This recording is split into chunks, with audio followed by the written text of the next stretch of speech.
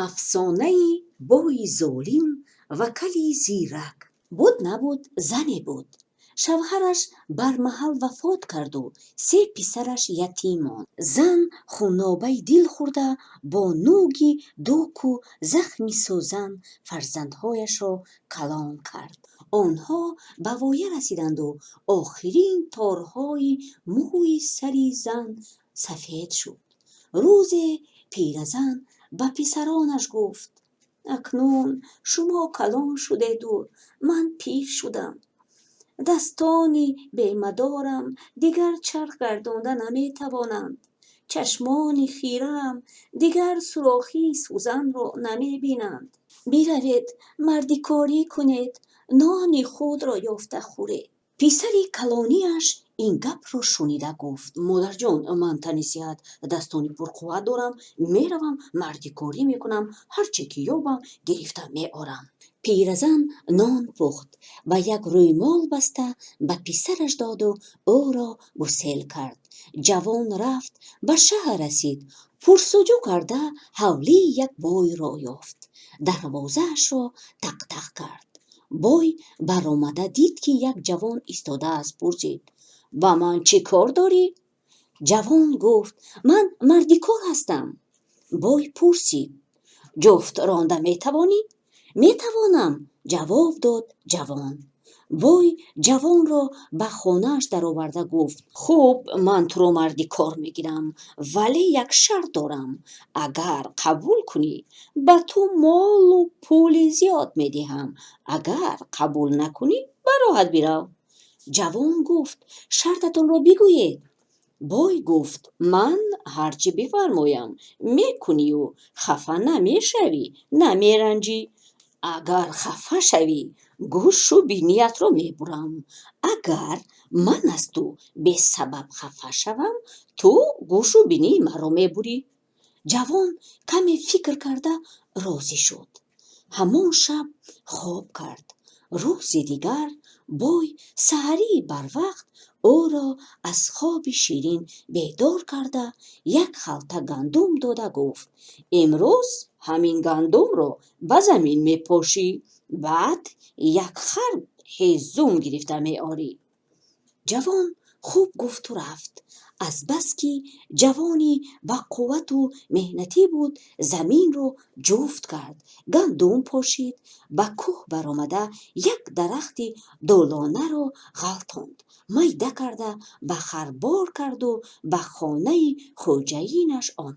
بوی به پیشواز برآمده پرسید: خوب مانده نشدی؟ خفه نشدی؟ جوان بعد این قدر مهنتی پرزحمت مانده شده بود، ولی شرط را به خاطر آورده: نه، من مانده نشدم، خفه هم نشدم گفت.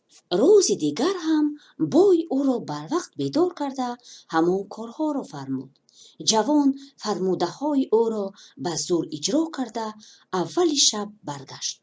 چند روز احوال همین بود. کاری وزنین جوان را به حال و به مدار کرد. یک روز به وقت شد و وی هیزم جمع کرده نتوانسته مایوس و غمگین برگشت. از به هیزمی بوی در غضب شده پرسید: برای چی هیزم نآوردی؟ به وقت شد، هیزم جمع کرده نتوانستم. بوی او را دشنام داد و پرسید: خفه شدی؟ کاسه صبر جوان لبریز شده بود. وی دیگر طاقت کرده نمی توانست. بنابر آن غضب‌آلود جواب گرداند: با این عذاب چقدر طاقت کردن ممکن است؟ تو ظالم بوده ای. بوی ریشش را سیله کرده: تو خفه شدی گفته و با جهل گوش و بینی جوان را بریده او را از خانه‌اش پیش کرد.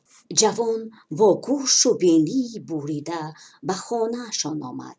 پیرزن او را به این حال دیده داد و فغان برداشت. جوان واقعه را گفت.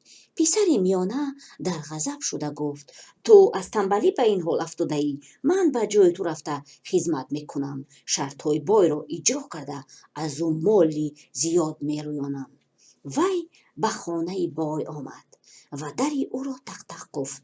بوی به پیشوازش برآمده پرسید: با من چی کار داری؟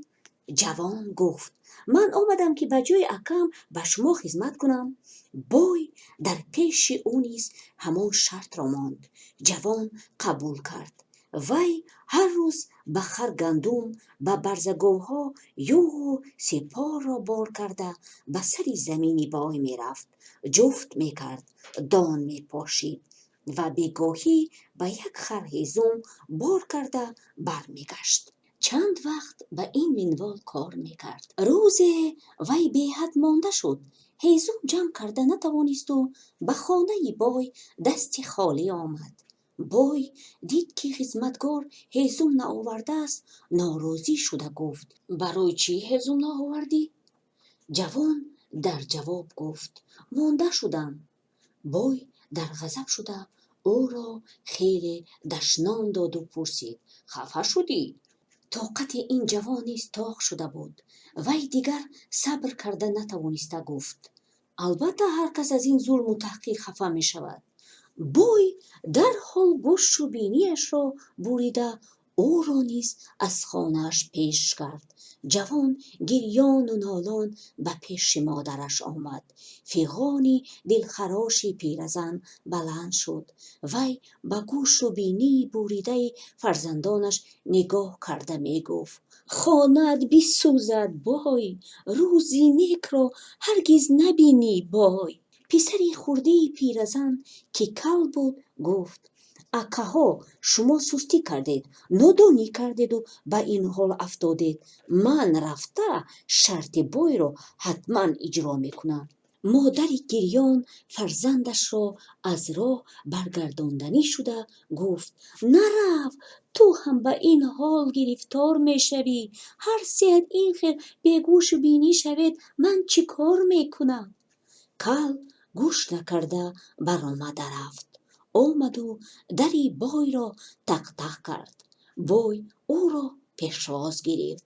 ها کل، به من چی کار داری؟ به زور لب گشاد بای. کل گفت اکاهای من خدمت شما را به جا آورده نتوانستند. من میخواهم که به جای آنها خدمت کنم. بوی به وی شرط را فهماند. فردا شد. پگوهی بوی کل را بیدار کرده به جفترانی فرستاد. کل به سر زمین آمده یک خر گندم بوی را به چقوری ریخته در سایه درخت خواب کرد. بیگاهی شد. کل یوغ و سپار را شکسته به خر بار کرده آمد و بوی را جیغ زده گفت مانا هیزم گیرید. بوی خرسند شده پرسید ای کل جان، این چوبهای خشک رو از کجا یافتی؟ کل جواب داد همان یوغ و سپارتون رو شکستم و بار کرده آوردم. برای چی این طور کردی؟ از غضب لرزید بوی. بویم مگر خفه شدید؟ پرسید کل. بوی غضبش را فرو برده گفت نه خفه نشدم پسرم. خفه نشده باشد؟ خندیده گفت کل تو پگاه یک جفت سپار دیگر تیار کنید. کل باز پگاهی به جفت رفت. گندم را ریخته به حضور خواب کرد و بگاهی یوغ و سپار را شکسته به خربار کرده برگشت. بوی درون سوخت اما طاقت کرد. روز کل بعد جفت یکی از برزگاوانی بوی را بر قصد کشت. گوشتش را به جوال گندم انداخته به خربار کرد و یوغ و سپار را شکسته به بالای آن بسته برگشت. ای کل، یک برزگاوی من کجاست؟ کشتم، هوا بلندانه گفت کل. گوشتش در جوال، مگر خفه شدید؟ بوی دندان به دندان مانده گفت نه خفه نشدم. کل همین خیل هر روز گندم بوی را میریخت، یوغ و سپار را میشکست، برزگاوها را میکشت.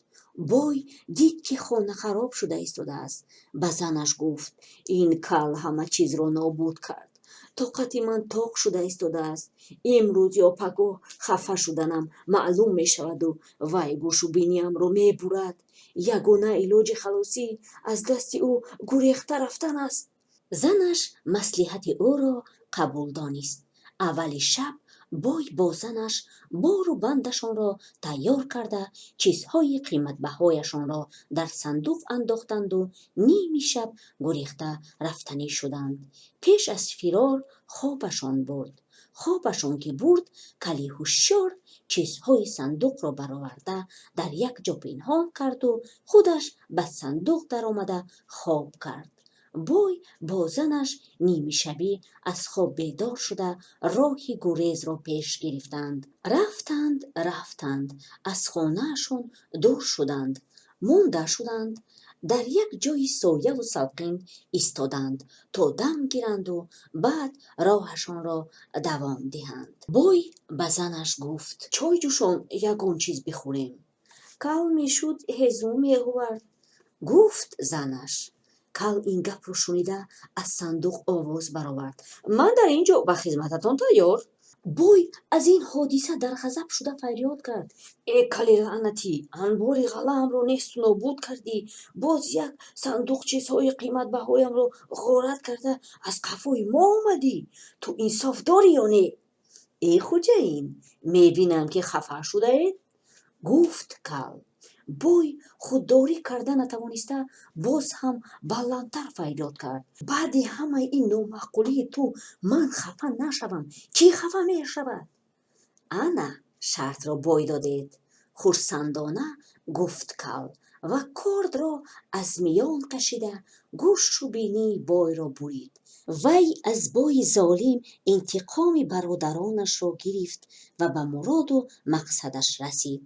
ана ҳамин буд афсонаи бои золим ва кали зирак.